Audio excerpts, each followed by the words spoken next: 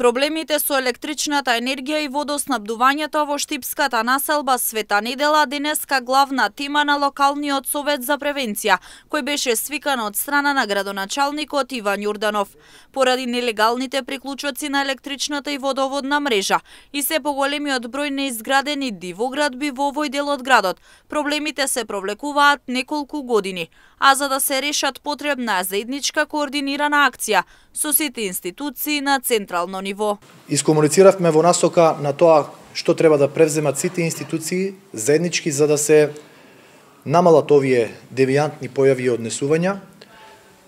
Представниците од сите институции се согласни да во иднина се прате допис и се достави барање до СВР Штип за полициска асистенција за да можат да бидат отстранети сите нелегални приклучоци, да бидат отстранети сите нелегални објекти кои што го загрозуваат домувањето и начинот на домување на легалните објекти и на оние обврзници кои што ги подмируваат законските обврски кон сите оператори.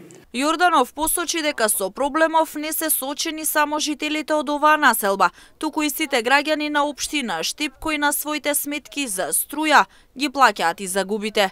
На состанокот присуствуваа и жителите на урбаната заедница Света Недела, кои истакнаа дека поради слабата електрична мрежа постојано им се расипуваат апаратите, а поради заплетканата мрежа од кабли на дневните улици не можат да интервенираат против пожарната единица, како и да им влезат камиони за испорака на дрва, мебел и друга стока.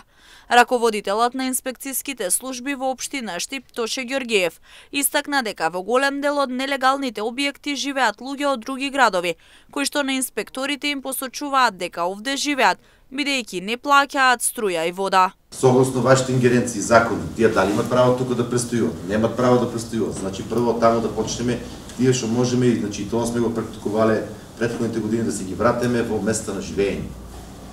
Дојдел од Кочини и го праша зашо е тука, он вика за тоа што тука ми е без пари струјата и водата.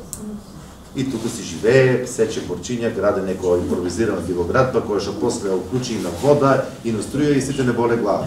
Значи прво со МВР кој ќе да направиме мапирање на тие диви објекти, да ги идентификуваме кој од каде. Решавање на овој проблем побараа и представници на ЕВН.